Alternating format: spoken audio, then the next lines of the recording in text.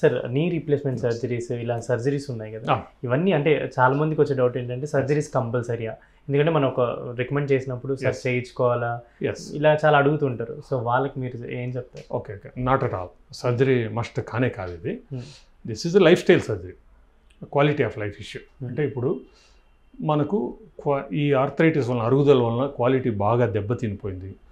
మనం బయటికి వెళ్ళలేకపోతున్నాం, తిరగలేకపోతున్నాం, చేయాల్సిన పనులు చేయలేకపోతున్నాం, నిద్ర డిస్టర్బ్ అవుతుంది, సోషల్గా బయటికి వెళ్ళి కలవలేకపోతున్నాం, ఉద్యోగం చేయలేకపోతున్నాం, దీనివల్ల నొప్పి ఇబ్బంది పడతా చికాకుగా మారుతుంది, లేదు మందుల వలన సైడ్ ఎఫెక్ట్స్ ఇలాంటి వచ్చి దీన్ని ఇంప్రూవ్ చేయాలి. వేరే ఎన్ని మార్గాలు ఎగ్జాస్ట్ అయిపోయినాయి.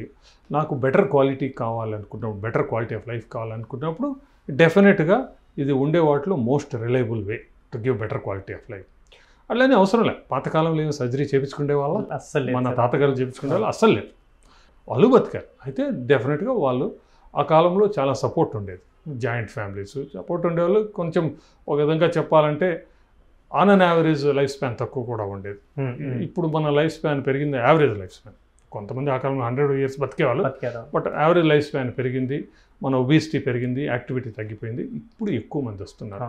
సో ఇప్పుడు కూడా డెఫినెట్గా చాలామంది సర్జరీ లేకుండా గడపగలరు. వాళ్ళు కొంతమంది అడ్జస్ట్ అయిపోతారు, కొంతమందికి అస్సలు ఇష్టం ఉండదు, భయం ఉండదు, అఫోర్డ్ చేయలేదు. వాళ్ళు ఓకే సర్జరీ లేకుండా గడపచ్చు, బట్ వాళ్ళు యాక్సెప్ట్ చేయాలి. అంటే ప్రాబ్లం ఉంటుంది, కొంచెం లిమిటేషన్స్ ఉంటాయి, నొప్పి ఉండొచ్చు, అడ్జస్ట్ అయిపోవాలి.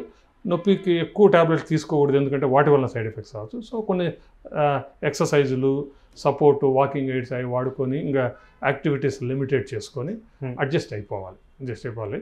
లేదు అంటే ఇంకా సర్జరీ ఈజ్ ఆప్షన్, వాళ్ళకి ఆప్షన్.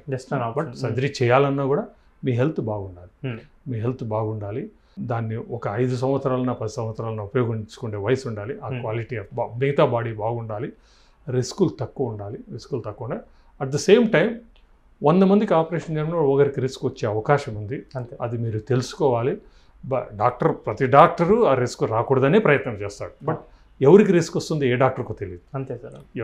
ఈయన అబ్సల్యూట్లీ హెల్తీ, ఈయనకి ఏమీ కాదనుకున్నప్పుడు పేషెంట్ కూడా రావచ్చు. సో అది డాక్టర్ చేతుల్లో లేదు, దేవుని చేతుల్లో మాత్రమే ఉంది.